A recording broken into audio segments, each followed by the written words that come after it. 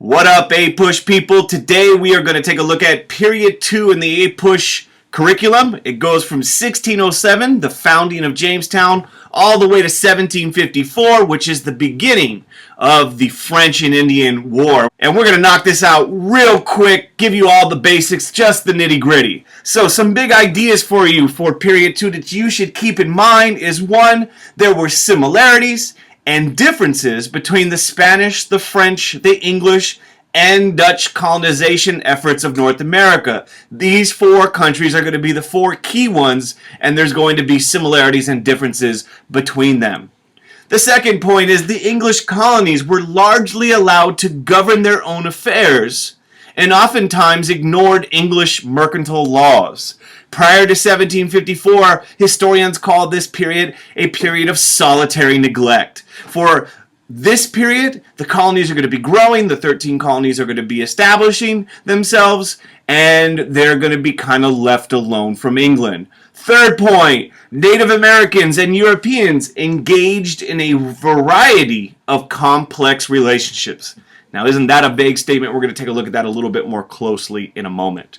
And then finally, the horrible institution of slavery developed in the colonies during this time. So let's get started. Important point, different societies emerged as Europeans and American Indians maneuvered and fought for dominance, control, and security in North America. And if you take a look at that map, you have all these different Native American cultures and societies that had been around for a long period of time before contact, and then you have all these European countries coming in. And these countries and the different societies that are going to emerge are going to do so. These different patterns of colonization are going to occur because of the different goals of the Spanish, the French, the English, the Dutch, the different cultures, and then finally the different environments in which they settle. They're going to inhabit different parts of the continent, and as a result, the societies are going to be very different and distinct from one another. Another important point is Spain is going to seek to establish tight control over the process of colonization in the Western Hemisphere and will attempt to convert and exploit the native population. So Spain is going to take over that orangish color, and when it comes to the modern day United States, Florida into the Southwest, Arizona, California, it's going to be secondary to their empire over here in what is today Mexico and down in Peru and Cuba.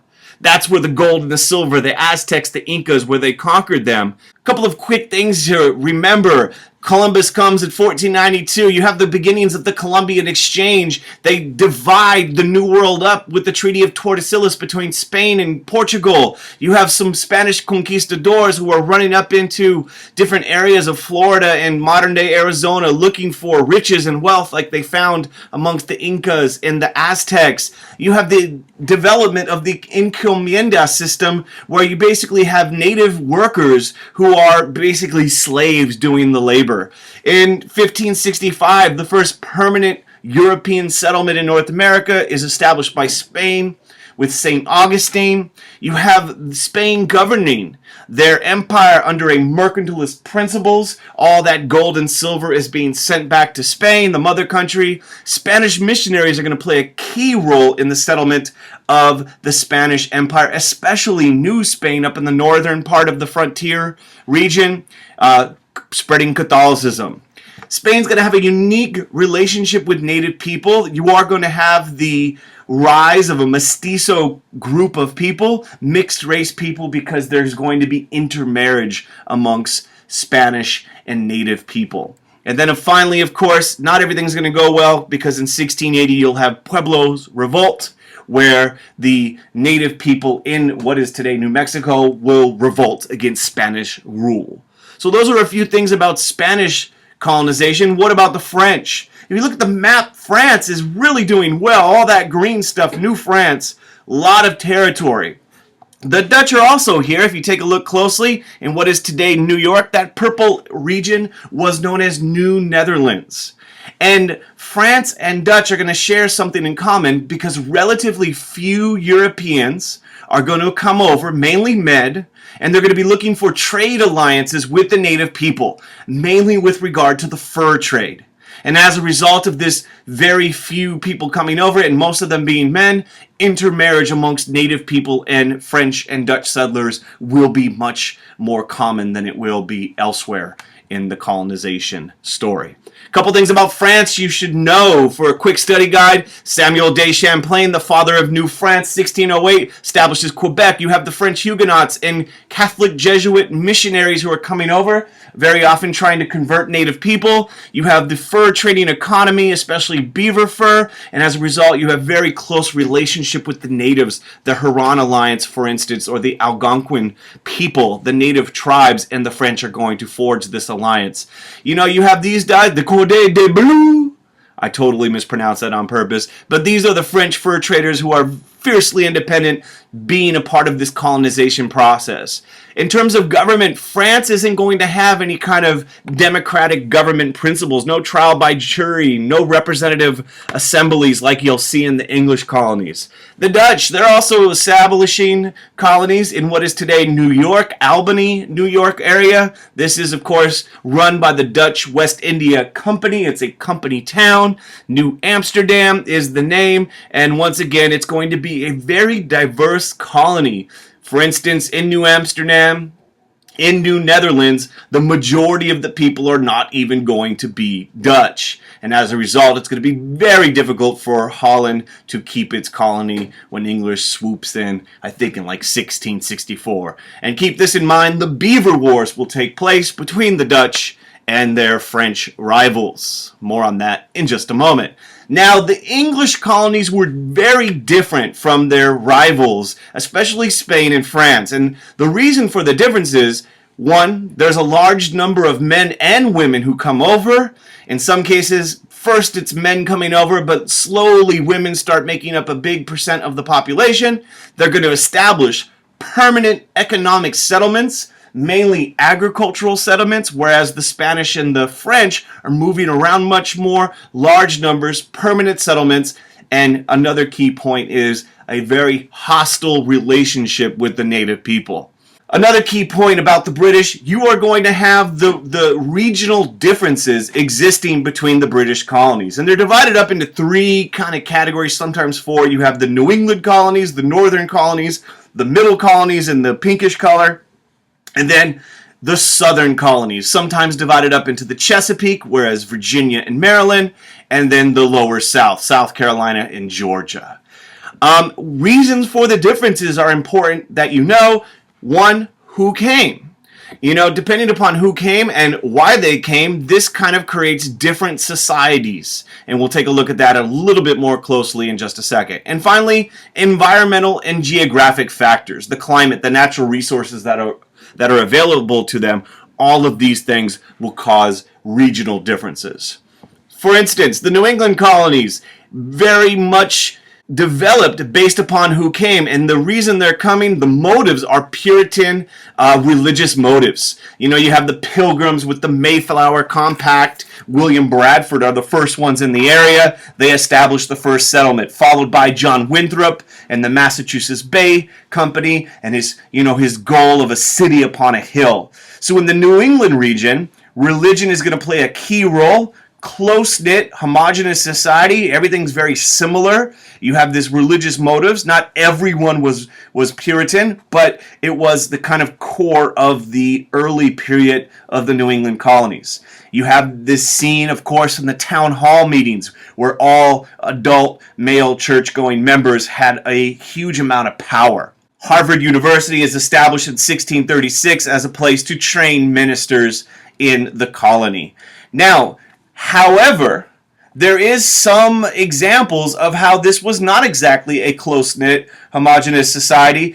For example, Roger Williams was banished for his ideas of separation of church and state, and eventually he goes off and founds the colony of Rhode Island. And Hutchinson gets into disagreements with the colonial leadership. You have the Salem witch trials in 1692 and the Halfway Covenant, as more and more of the Puritans were becoming less and less committed to the religious mission of the colony. So these are all great examples of how the colony had to adjust and was challenged.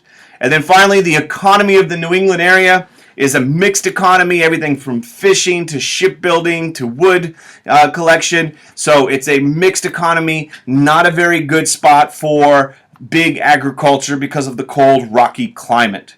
Another key point, while they're going there for religious freedom, many of them, they are not tolerant of people who are different than their own religious beliefs. So, case in point, Roger Williams gets kicked out of the colony. The middle colonies are also a region that's very unique and distinct. They are very diverse demographically. There's a mixture of people coming over, large number of families in places like Pennsylvania. There's also a great degree of religious diversity. For instance, the Quakers in Pennsylvania, William Penn, his holy experiment, where he is going to give a great degree of religious freedom to all different religions, a great degree of freedom for women. Ethnic diversity can be seen, for instance, in New York. You're going to have the Dutch presence. It is the Dutch who are there first, and then England takes over their colony and renames it New York. You're going to have a lot of German and Scots-Irish immigrants coming to places like Pennsylvania, immigrating to these colonies. And then finally, the economy is a very mixed economy, a lot of it based upon wheat growing, and it's going to be referred to as the breadbasket of the colonies. Another area is the Chesapeake colony. We're dealing with Virginia and Maryland in this case, in the Chesapeake Bay region, but sometimes North Carolina gets lumped into this. If you take a look at Virginia, for example, you will see the economic motives of the colonization of this area. You have people like John Smith, 1607, the establishment of Jamestown. The Virginia Company of London plays a key role in this. You have this starving time where the people are struggling. They're not making any money. They're not accustomed to working. John Smith comes in, gives them a lot of discipline, gets them into shape, and then a guy by the name of John Rolfe introduces the cultivation of tobacco, which gives rise to the plantation economy. And of course, at first it is the headright system, indentured servants, but over time, because of the various social and political and racial issues going on in the colony, Bacon's Rebellion happens in 1676, leading to a transition to African chattel slavery. In terms of uniqueness, Maryland's kind of a unique case study for religion as well as this area. You have Lord Baltimore, and he establishes the colony as a Catholic refuge and does pass the Act of Religious Toleration. Of course, this only applies to Christians. So if you're Jewish or Muslim, no toleration for you. But the Chesapeake colonies and North Carolina are going to be characterized by their cultivation of tobacco and its export. Finally, the southern colonies, which includes South Carolina, sometimes North Carolina, but kind of more similar to Virginia and Georgia. And what a lot of people don't realize also is the fact that you're dealing with the West Indies. England had colonies in the West Indies, for instance, Jamaica and Barbados. Sugar plantations are going to be key in that area. Some things about the southern colonies: slave labor, cash crop economies. In South Carolina and Georgia, it's going to be rice and to a lesser extent indigo, but it's going to be cash crops, plantation economy, and in many cases, for instance, in South Carolina and in Jamaica and Barbados, the majority of the population will be slave labor. Ethnic diversity of the colonies, things you should know about, for instance, like I just said, South Carolina, there is a mixture of English immigrants and African people in the region. In South Carolina, you'll have a majority slave population. Over here in New England with the yellow arrow, you're going to have a mixture of people. You have Scots-Irish coming in, but once again, the majority are going to be Puritans. And then once again in Pennsylvania, you're going to see that diversity in the colonies. You have the Germans, you have Scots-Irish, you have English. So the colonies are going to be, from the start, a melting pot of people, not all English. In terms of economic diversity, I already mentioned it, but of course you have the rice production over here, you have the mixed economy over here in the north, and then in the middle colonies, the breadbasket, growing things like wheat and other agricultural products. Something that you need to know, and it's really important that you know about it, is the fact that over time you're going to get the regional differences diminishing. And these colonies are going to share some colonial identity traits. One of them is there is going to be a development of religious freedom and diversity. You saw this in some of the colonies already. Rhode Island with Roger Williams establishing the separation of church and state. Pennsylvania, William Penn and the Quakers, this religious toleration for all different groups of people. Remember, the Quakers were willing to negotiate and buy the land for the native people, whereas that didn't happen in other colonies. In Maryland, you have this haven for Catholics and the act of religious toleration, of course, not extended to all religions, just the Christians. And, of course, a big moment in colonial identity is the First Great Awakening. In the 1730s, you get people like Jonathan Edwards, Sinners in the Hands of an Angry God, George Whitefield, and this really promotes religious diversity in the colonies. It promotes challenging authority, this kind of democratization of religion, which is all going to lead to the development of religious freedom and diversity. However, this was not a reality in all of the colonies. So kind of point out when you're studying, where did this occur and where did it not occur? This is the development, not the end of colonial identity. Political. You have the development of democratic institutions. For example, in 1620, the Mayflower Compact is one of the earliest examples of colonial self-government. These individuals are signing this document and pledging themselves to this greater cause. In the New England colonies, I mentioned it already, but the town hall meetings gives a great degree of political power to adult male church members. In Virginia, in 1619, you have the House of Burgess, which is the first representative assembly in North America. So, of course, this is dominated by wealthy, rich planters, but once again, it is the development of democratic institutions. Pennsylvania, once again, elected representative assemblies. Most of the colonies had trial by jury, and the impact of Enlightenment ideas. As ideas from John Locke and Rousseau are coming over to the colonies, this idea of, natural rights and other things are taking root. However, most colonists are excluded from politics. This is the gradual development of democratic ideas. So very often, white males without property are excluded. Obviously, and unfortunately, African Americans are excluded, women, Native Americans, so understand the development of democratic institutions. And then finally, all of the colonies are going to kind of have Anglicization of their institutions. They're going to develop political systems that are based upon English models, English legal traditions, commercial relationship with England, Enlightenment ideas, religious influence, and connections to the Atlantic world, including the rest of Europe. Important point, as the colonies developed, their interests oftentimes conflicted with the goals and interests of the mother country. This led to growing mistrust between the colonies and England. So during this time, these colonies are developing, but not always are their interests going to align with the interest of England. And of course, kind of a moment of APUSH foreshadowing, things are about to go down in 1754 as the colonies grow and move west. In the Ohio Valley, you're going to have a conflict with France, which will lead to the French and Indian War. Early conflict with England, couple things to keep in mind. Mercantilist laws are going to attempt to restrict the economic activity of the colonies, most famously the Navigation Acts, which basically say you could only trade with England, you had to go to English ships, you had to go to English ports, and only some goods are enumerated, meaning only could trade with England, but many colonies are going to ignore these laws by smuggling and trade with England's rivals. You're going to have acts such as the Molasses Act and the Hat Act, which put taxes on the colonies, and they were intended to promote and protect British economic interest, and very often the colonies are going to be resentful of these. You're going to have the Dominion of New England established in 1686, which is going to attempt to increase royal control over the colonies. New England colonies, New York, New Jersey. Sir Edmund Andros is going to be put in charge of this, and ultimately this will fail following the Glorious Revolution.